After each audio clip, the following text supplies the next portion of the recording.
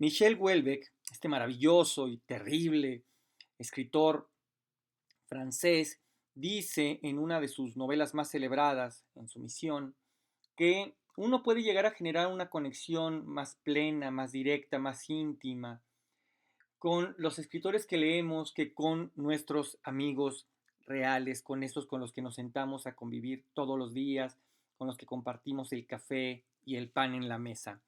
Y esto lo dice porque un escritor se desnuda, se entrega de manera mucho más plena, eh, más vulnerable incluso, ante la página en blanco que ante sus amigos. En un libro uno puede llegar a conocer hasta los más íntimos pensamientos, los más terribles defectos de los personajes, cosa que nunca hacemos, por supuesto, con la gente que nos rodea, con la gente que queremos. Y es por eso que de pronto uno se encuentra hablando de tal personaje o de tal escritor o de tal escritora con la familiaridad de quien habla de su mejor amigo. Llegamos a conocerlos incluso mejor porque acudimos a ellos en busca de consejos, ya sea a través de sus libros o a través de sus entrevistas, ahora que vivimos en una etapa en la que afortunadamente hay muchísimo registro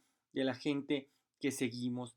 Y esto lo digo porque los escritores en ese sentido se vuelven para nosotros no solo gente cercana, guías, a veces guías estéticas, a veces guías morales. En mi caso, no he negado nunca que mis guías morales, la gente de la que, de la que más he aprendido, son escritores de la talla de Walter Benjamin, de Primo Levi, de Hannah Arendt, por supuesto, ¿no? Gente de ese tipo, gente que me ha enseñado un poco lo que es vivir y confrontar la realidad, eh, siempre buscando la congruencia, cosa que por supuesto no siempre se logra. Y entonces es muy habitual que yo en mis días comunes en casa me siente hacer las cosas que tengo que hacer mientras pongo algunas de sus entrevistas y los estoy escuchando, y a veces incluso dejo de hacer lo que tengan que hacer por sentarme a tomar un café mientras los vuelvo a ver, mientras los vuelvo a escuchar, porque el magisterio de estos escritores nunca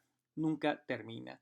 Y ese es el caso también para mí de Paul Auster, un escritor al que yo admiro desde hace muchos años y del que yo sigo desde hace muchísimos años, y que el día de ayer, 30 de abril de 2024, murió a causa de un cáncer pulmonar. Hola, ¿qué tal? ¿Cómo están todas? ¿Cómo están todos? Mi nombre es Jonathan Frías. Es un placer tenerlos nuevamente en este espacio donde ya saben que no hacemos otra cosa que no sea hablar de libros, y esta vez, triste y lamentablemente, toca hablar de la partida de un escritor fundamental, de un escritor icónico, sin el cual no podríamos entender eh, la realidad de lo que va de este siglo, un escritor que sabía retratar lo cotidiano y que sabía retratar el azar. Pero antes de comenzar, ya saben, las recomendaciones de siempre: like, comentar, si son nuevos en este canal, son bienvenidos, y si les gustan los contenidos de los que aquí hablamos, suscríbanse y activen el botón de la campanita para que YouTube les notifique cuando haya un nuevo video. También nos encuentran, ya saben, en Amazon Music y en Spotify. Paul Auster es un escritor nacido en Newark, New Jersey, en 1947, muere a la edad de 77 años. Él fue un ávido lector de infancias. En su casa había libros y se acercó a ellos desde muy temprana edad. Igual desde muy temprana edad comenzó a escribir sus primeros textos, que se sabe que él ha contado en alguna de las entrevistas, comenzaron cuando él tenía 12 años. Fue un apasionado de la literatura, fue de estos escritores que viven de, para y por la literatura. Él hizo sus estudios en la Universidad de Columbia en Nueva York, donde él se especializó sobre todo en literatura francesa, en literatura italiana y por supuesto en literatura inglesa. Él quería vivir de las letras y no le importaba tanto, eh, digamos, la arista desde la que se podía acercar. Eso también se puede ver reflejado en la diversidad de su obra. No es un escritor de obras de teatro, de guiones de cine, de ensayos, de poesía, de relato, de novela, es decir, era un escritor sumamente pleno. Debido a estas cosas, a finales de los 60, él decide escapar, un poco exilándose voluntariamente hacia la ciudad de París, primero porque quería trabajar un poco en el cine, él era gran admirador de la cultura francesa, del cine francés, pero sobre todo porque no quería en ese momento ser reclutado, se estaba dando la guerra de Vietnam y él no quería participar de ello. Siempre fue un escritor liberal que defendió las democracias, que defendió el oficio de escribir. Él incluso se negó categóricamente y públicamente a visitar países que no tuvieran leyes democráticas y siempre manifestó estar del lado de todos los escritores que eran perseguidos o que fueron encarcelados. Y bueno, en los últimos años incluso se sabe que él tenía como muy clara su agenda eh, anti... Él era un gran opositor de Donald eh, Trump. Él, además, era un escritor, y esto es muy interesante, era un escritor muy lento. Escribía todos los días, pero corregía mucho. Era de estos escritores que le habían encontrado, por decirle de alguna manera, cariño a escribir con el lado opuesto del lápiz. De ahí que hiciera muchas versiones de sus libros. Estoy pensando particularmente en El País de, de las Últimas Cosas y por supuesto en El Palacio de la Luna, que es una novela semibiográfica. Él las escribió y las reescribió y las reescribió varias veces hasta que por fin se sintió cómodo con ellas y pudo darlas a sus editores. Él es un escritor, digamos, de cocción lenta, no solo en sus procesos como escritor, sino en la fama. Sus primeros libros pasaron casi desapercibidos. Su primera novela, que es un poco de orden policíaco, muy al estilo de Chandler y de Hammett, pasó prácticamente inadvertida. Esa novela, si no recuerdo mal, la publicó bajo seudónimo.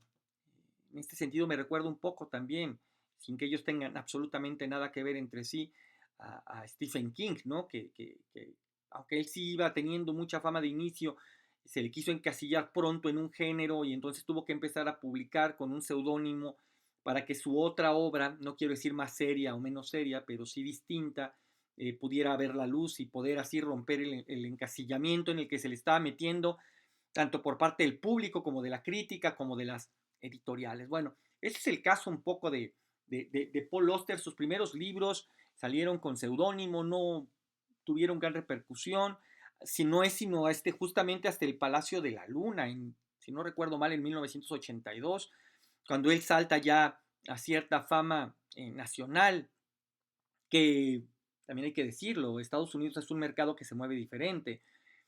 Cuando uno salta a la fama a nivel nacional, países como México, quién sabe qué tanto quiera decir eso, ¿no? Pero cuando uno salta a la fama a nivel nacional en los Estados Unidos, eso ya está más cerca de las famas internacionales. Él escribió además con muchas dificultades económicas, no era una persona pudiente, aunque venía de una clase media más o menos estable, pues digamos él al dejar la casa, casarse temprano, tener un hijo pronto, lo metió en ciertas dificultades, pero a finales de los 70, con la muerte de su padre, él pudo heredar una modesta fortuna, nada exorbitante, pero que le permitió poner en cierto orden sus finanzas y dedicarse un poco más de lleno a trabajar. Y eso se nota, creo, en toda la obra posterior, que es mucho más sólida, mucho más eh, pensada, de estructuras muchísimo más finas. Y esto quizá también compruebe que una de las principales eh, cosas que tiene que tener cubiertas un escritor para poder escribir, un escritor, una escritora para poder escribir, es tiempo. Hay que tener tiempo para sentarse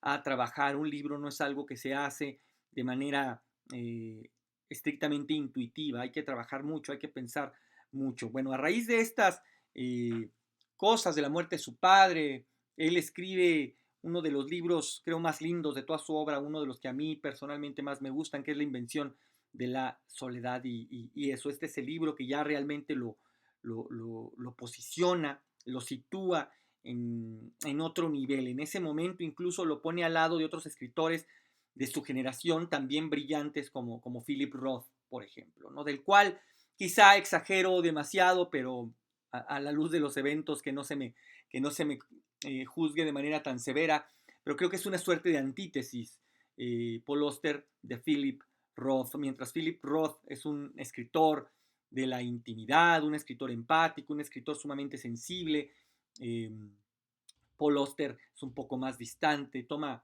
cierta distancia a la hora de escribir sus personajes, de trazar las cosas que van a ocurrir en sus novelas, y si algo se le ha criticado mucho o se le criticó muchísimo a lo largo de su carrera es cómo permitía quizá en demasía la presencia del azar, la presencia de los errores cotidianos que hacían un poco que se bifurcaran las tramas y que luego eso hacía que fuera um, que fuera quizá difícil predecir hacia dónde iban caminando eh, sus obras. Paul Auster es un escritor, además, de una prosa sumamente sosegada, sencilla, transparente, que no ofrece ninguna dificultad. Quizá también por eso se le llegó a criticar al inicio de hacer una literatura un tanto facilona. No lo es. Su prosa transparente es una puerta abierta, es una invitación, es una bienvenida acaso, pero sus estructuras son complejas. Habría que o sea, bastaría con asomarse a 4321, este libro que retrata, digamos, la vida de un personaje, de un infante, desde 4 puntos de vista distintos, y ahí uno puede empezar a entrever la complejidad de cómo veía y cómo entendía la literatura. Paul Auster tiene un libro que creo que no está traducido al español, que se llama Why Write, ¿por qué escribir? Donde él justamente hace una suerte de corte, de caja sobre todo lo que él ha aprendido y sobre todo los porqués él sigue haciendo lo que hace y por qué nunca se contempló haciendo otras cosas. Eso, Paul Auster era un escritor que permitía o que permite, porque la obra ahí está, que los lectores entremos con cierta docilidad, y su obra, insisto, si oferta alguna dificultad, está en la estructura narrativa, en la forma tan sólida en la que nos cuenta sus historias, pero son obras que se dejan leer con mucho, eh, con mucho placer. Eh, es un escritor que nos lega eso, una obra sumamente prolífica, sumamente sólida, pero sobre todo una obra muy pareja. Sus grandes obras no están tan lejos de sus, digamos, obras menores o de sus obras menos logradas, para decirlo quizá de mejor manera, ¿no? Su trilogía de Nueva York es el compendio de 3 novelas que publicó en los 80 y que después compendió y que hoy se venden así como un solo libro, porque tiene todo el sentido que estén ahí. Es quizá un monumento de la literatura contemporánea. Paul Auster fue una gran figura de los 90, que es cuando yo más o menos empiezo a escuchar de él, aunque yo lo empiezo a leer a principios de los 2000, cuando yo tenía 20, 22 años, cuando descubro, por supuesto, también la literatura de Henry Miller, cuando descubro la literatura del mismo Philip Roth. Es ahí donde aparece la figura de Paul Auster, y a partir de entonces me acompaña. ¿Qué libros habría que leer de Paul Auster? Eso, los ya mencionados: El país de las últimas cosas, El palacio de la luna, La invención de la soledad, la trilogía de Nueva York, Leviatán. Qué pedazo de novela, es una obra colosal, la ya mencionada 4321. Y ahora yo tenía planeado en estos días hacer un video, no descarto la idea de todavía hacerlo para hablar del libro de manera más extensa, pero de lo que es ahora su última novela, que es Baumgartner, que es una obra otoñal, una obra de edad adulta, de vejez, donde se va a reflexionar sobre lo que Paul Auster hizo toda la vida, que fue escribir, y, y una obra que además se vuelve ahora fundamental para entender la enfermedad de Paul Auster, porque la escribió durante todo el tiempo que estuvo luchando con este cáncer, con esta terrible enfermedad, y que es una prueba de lo que era la literatura para Paul Auster, este hombre que incluso en estos momentos finales de su vida nunca dejó, nunca dejó de escribir. Por supuesto, su obra fue ampliamente celebrada y todo el mundo. Es de estos pocos escritores que hay que gozan de la fama editorial y que va de la mano con la crítica literaria, que esos nunca se ponen de acuerdo y rara vez le atinan a algo. En esta ocasión acertan, y por supuesto que tuvo el cariño de sus lectores y de sus lectoras, que nos sumamos y que somos muchísimos, que somos Legionel en el año 92. Se le otorgó el premio de Caballero de la Orden de las Artes y las Letras en Francia. En el 2006 obtuvo el Príncipe de Asturias, todavía se llamaba Príncipe de Asturias en aquellos años. En fin, Paul Auster es un escritor fundamental, sin el cual no podemos entender todo lo que ocurrió a finales del siglo XX y en lo que va del siglo XXI. Nada, descanse en paz, Paul Auster.